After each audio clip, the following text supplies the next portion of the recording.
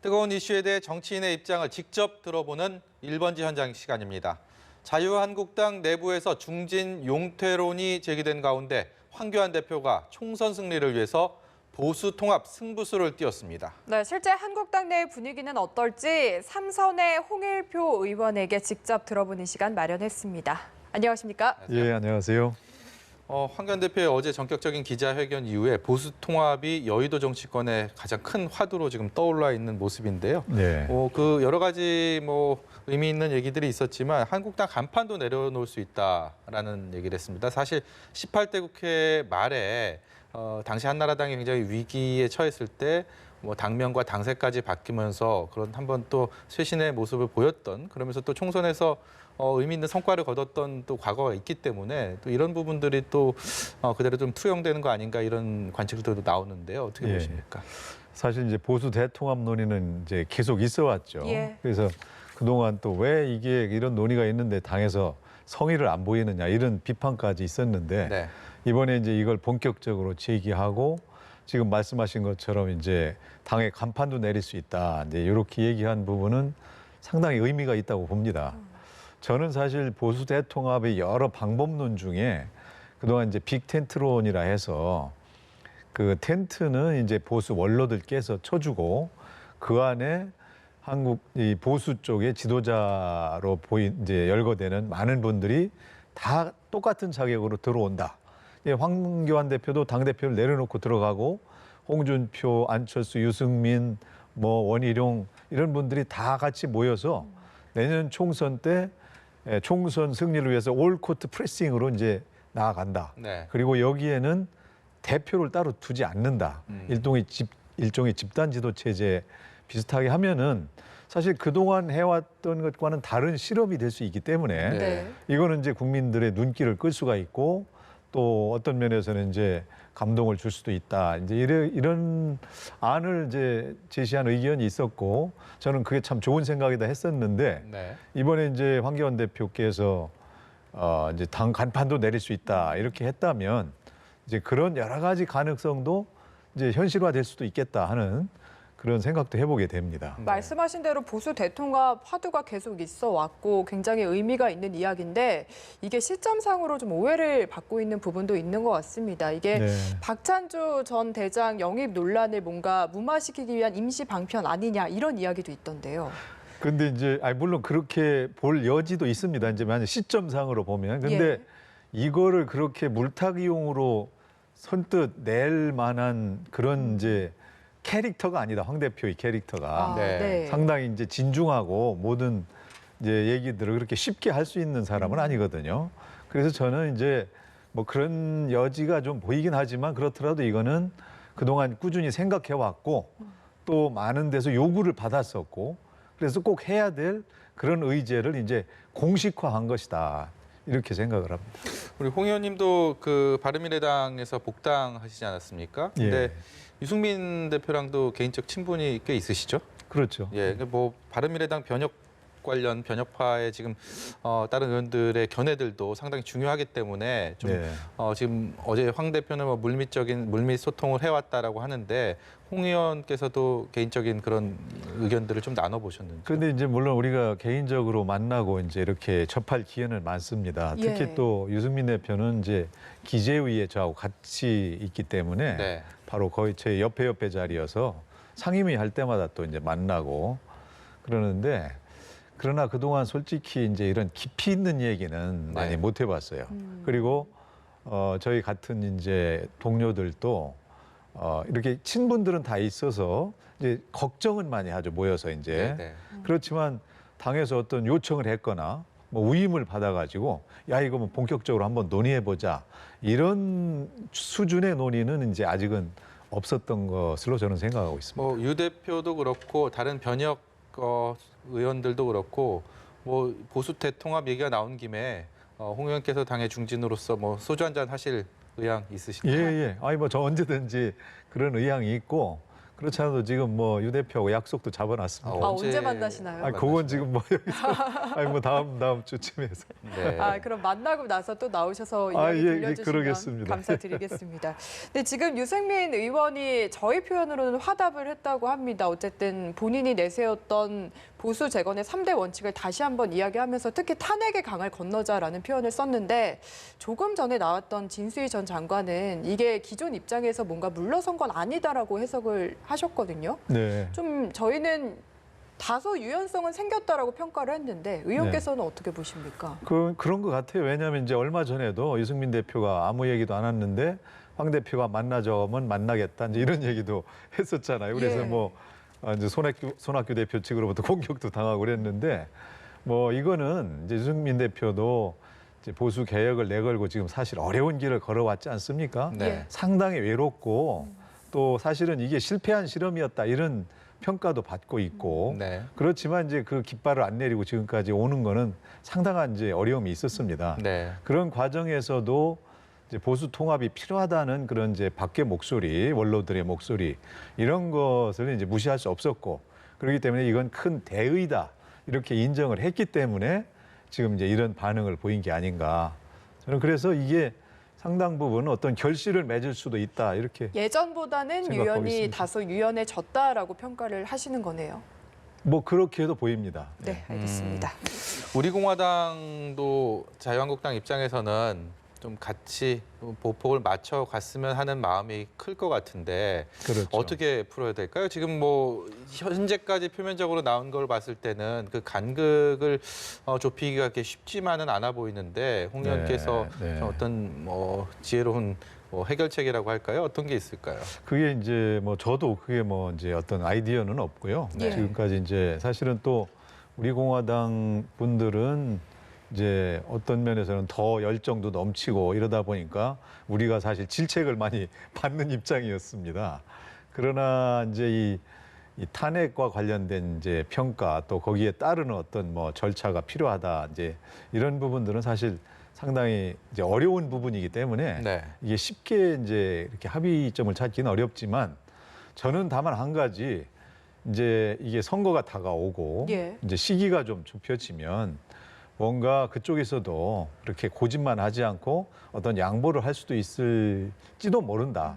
이제 그런 생각을 합니다. 네. 다만 변수는 이제 연동형 비례제가 통과될 거냐. 이제 그렇게 되면 원심력이 강해지죠. 네. 예. 그래서 자기들은 이제 따로 독자적으로 선거에 임하겠다는 거고 이제 이렇게 나올 수도 있는데 이제 그런 변수가 있긴 있지만 이런 큰 대의에 있어서 아직은 지금 저렇게 어떤 이제 원칙을 얘기하면서 고집하고 있지만 좀 시간이 가면은 또 선거에 임하는 전략 차원에서 계속 그렇게 하는 게 유리할 거냐 이런 부분도 있습니다. 네. 그렇기 때문에 나중에 안 되면 뭐 선거 연대라도 하지 않겠느냐 이제 이런 생각도 있지 않습니까? 예. 그러나 이제 선거 연대보다는 이제 통합하는 것이 더 효과적이기 때문에 그런 부분들에 대한 고려가 이제 시간이 지나면 또 나올 수도 있다 그렇게 생각을 합니다. 갑자기 좀 곤란한 질문일 수도 있을 것 같은데 만약에 바른미래당 비당권파와 우리공화당 중에 선택을 해야 한다면 어느 쪽과 통합을 더 추진해야 된다고 보십니까? 그거는 이제 제가 뭐 여기서 이렇게 얘기하기는 참 곤란한 개인적인 의견이 문제인데요. 궁금해서요. 곤란한 예. 문제는 이제 많은 전문가들이 이제 중도를 통합해야 된다 이런 얘기를 하잖아요. 예. 네. 근데 이제 중도가 어느 쪽에 가까운 거냐 이제 이렇게 우리가 생각해 볼 수가 있겠죠. 바른미래당 쪽이라고 봐야겠네요. 예. 구체적으로 말씀은 안 하셨지만 그 예. 안에 중도라는 말 뜻 안에 어떤 뜻이 있다고 생각이 듭니다. 지금 자유한국당의 인적 쇄신론, 인재 영입 논란이라고 할까요? 파문이라고 할까요? 그 이후에 사실 보수 대통합론이 나오면서 조금 가라앉은 모습도 보이긴 하는데 어쨌든 총선을 앞두고 훌륭한 인재를 당에서 많이 끌어모아야지 또 당의 경쟁력과 결국 민심을 살 수 있는 일일 텐데 지금까지는 그 첫 단추를 꿰는 것부터 그렇게 큰 감동을 주지 있지는 못하는 것 같습니다. 예. 어디에 가장 큰 문제가 있다고 보십니까? 그게 이제 그 민주당은 뭐 초선들도 이제 사퇴하겠다 뭐 이제 이렇게 하면서 어떤 변화를 모색하는데 예. 그거 이상의 변화와 쇄신을 보여야 될 한국당이 너무 조용했다 이런 비판을 받았었고 그래서 그런 부분이 좀 이제 그동안의 문제점이었다고 볼 수 있죠. 사실은 이제 신상진 의원이 중심이 돼서 이제 공천 개혁단 해가지고 어떤 기준도 만들고 그랬는데 그것도 그냥 이제 뭐 지도부에서 더 논의도 안 한 채 그냥 묻어뒀었거든요. 네. 예. 근데 신상진 의원 안에 의하면 약 50% 가까이도 물갈이가 가능하다 이제 이런 얘기가 있었는데 네. 근데 이제 물갈이라는 게 단순히 어떤 그 정량적이거나 그런 이제 지역적 기준이나 이걸로다가 해서는 큰 감동은 없다고 봅니다. 예. 저는 국민들이 한국당이 정말 이제 쇄신을 하고 있다. 중도나 개혁을 위해서 몸부림을 하고 있다. 이런 이제 느낌을 받아야 되고 이제 그 과정에서 국민들 요구 중에는 탄핵을 당하고도 그것을 초래한 데 대한 아무런 책임지는 사람이 없다. 이제 이 얘기가 있지 않습니까? 예. 그런 점에서 그런 책임 있는 인사가 이제 쇄신을 했다. 예. 그런 인사에 대한 쇄신이 이루어졌다. 그런다면 그것은 이제 의미 있는 이제 느낌을 줄 것이다. 이렇게 생각을 합니다. 네. 그래서 그런 이제 국민들께 정말 변하고 쇄신하고 책임질 줄 아는 정당이다.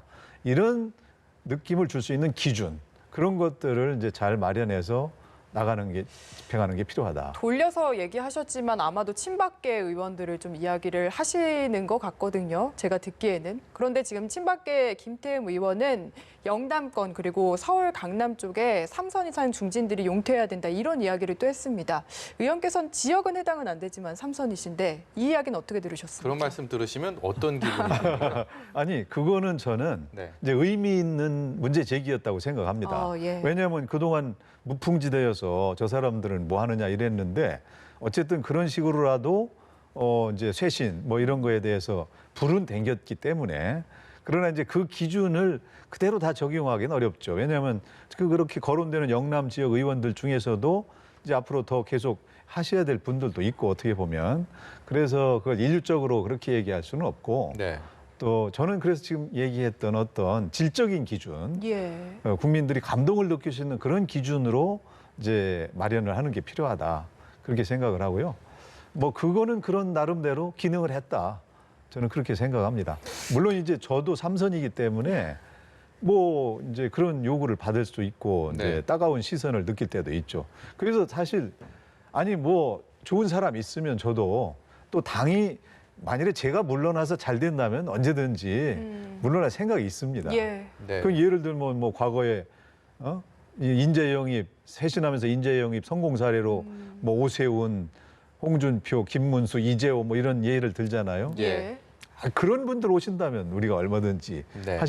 할 수도 있는 의원들이 많이 있다고 저는 생각을 합니다. 강기정 정무수석의 그 막말 파문이 자유한국당의 심기를 많이 이제 불편하게 또 많이 화가 나게 이렇게 했는데 어제 이제 김재원 의원이 또 강기정 수석과 전역하면서 맥주 회동을 하면서 보기에는 조금 이제 좀 풀어지나 뭐 이런 생각도 하신 분들 많이 계실 것 같아요. 근데 결국 이 문제를 어떻게 풀어야 될지 지금 키는 일단은 한국당에서 갖고 있는 것으로 보이는데 어떻게 보십니까? 뭐 키가 한국당에 있다기보다는 네. 이제 그 강기정 수석의 그런 이제 잘못된 예의에 어긋나는 행동에 대해서 사실은 이제 비서실장이 사과를 해야죠.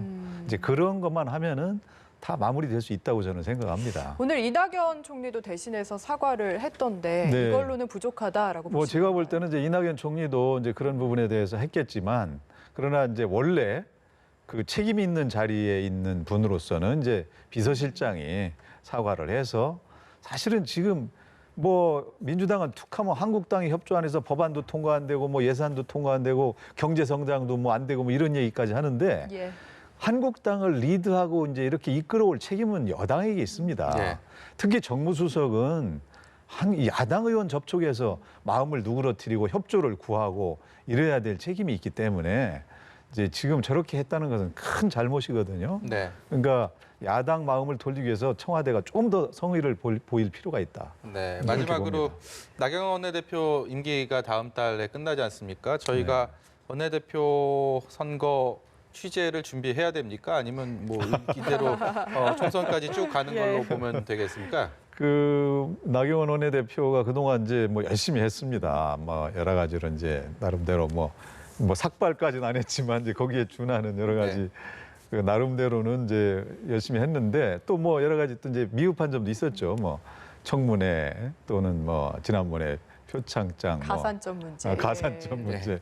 그러다 보니까 최근에 그런 문제가 있다 보니까 이제 당내 일각에서 이제 이거 바꿔야 되는 거 아니냐 이런 논의가 있는 건 사실이고 또 실제로 이제 자기가 나서 보겠다는 분들도 있는데 그게 이제 대다수 기류는 아닌 것 같고 그러면 이제 나경원 원내대표보다 더 나은 대안이냐 예. 이제 이게 문제거든요. 예. 그런 점에서 조금 이제 아직 충분히 의원들이 네. 수긍하지는 좀 못하고 있는 것 같다. 이런 분위기인 것 같습니다. 분위기는 나경원 원내대표가 임기를 총선까지는 좀 연장되는 그런 분위기 쪽에다 무게를 실어주셨습니다. 오늘 말씀 여기까지 듣겠습니다. 지금까지 자유한국당 3선 홍일표 의원이었습니다. 고맙습니다. 네, 감사합니다. 감사합니다.